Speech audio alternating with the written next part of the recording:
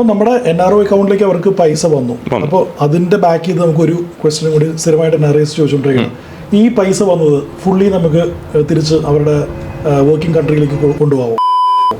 തീർച്ചയായിട്ടും 1 crore ആണ് അവരുടെ NRO അക്കൗണ്ടിലേക്ക് വന്നിരിക്കുന്നത്. അത് ഫുൾ എമൗണ്ട് അവർക്ക് റിപ്പാട്രിയേറ്റ് ചെയ്ത് കൊണ്ടുപോകും. തീർച്ചയായിട്ടും റിപ്പാട്രിയേറ്റ് ചെയ്യുന്നതിന് ഒരു തടസ്സമില്ല. ആകെയുള്ളൊരു കാര്യം നമുക്ക് TDS പിടിച്ചിട്ടുള്ള ഒരു എമൗണ്ട് ആയിരിക്കണം മാത്രം. അപ്പോൾ അതിന് നമ്മൾ 15 CACB എന്ന് പറഞ്ഞ ഫോം ഉണ്ട്. CACB എന്ന് പറഞ്ഞാൽ അതിൽ CB പ്രത്യേകിച്ച് ചാർട്ടർ അക്കൗണ്ട് സർട്ടിഫൈ ചെയ്യണതാണ്. അപ്പോൾ ചാർട്ടർ അക്കൗണ്ട് ക്ലിയർ ആയിട്ട് നോക്കും. അതിലൊരു സെക്ഷൻ തന്നെ TDSന് റിലേറ്റ് ചെയ്തുകൊണ്ടാണ് ഈ എമൗണ്ട്. അത് ലെറ്റ്സ് സേ പ്രോപ്പർട്ടി അല്ല, ഏത് ടൈപ്പ് ഓഫ് ഇൻകം ആണെങ്കിലും ശരി, ഈ എമൗണ്ട് അതിന് ടാക്സബിലിറ്റി വന്നതാണോ ഇല്ലയോ, അത് ടാക്സ് അട്രാക്ട് ചെയ്യുന്ന ടൈപ്പ് എമൗണ്ട് ആണോ ഇല്ലയോ എന്നുള്ളത്. ചില കേസിൽ എക്സെപ്റ്റ് ഉണ്ടാവും. അവിടെ വരുന്ന ഒരു സെക്ഷനാണ് ഡബിൾ ടാക്സേഷൻ്റെ അവിടെ ട്രീറ്റ് ചെയ്ത് വെച്ചിട്ട് DTA പ്രൊവിഷൻ വെച്ചിട്ട് ചിലപ്പോൾ അവിടുത്തെ രാജ്യത്തിൻ്റെ ടാക്സ് റേറ്റ് ആയിരിക്കും ബെനിഫിഷ്യൽ എന്നുള്ള രീതിയിലുണ്ടാവാം, ഇവിടുത്തെ ആവാം, ഡിപ്പെൻസ്.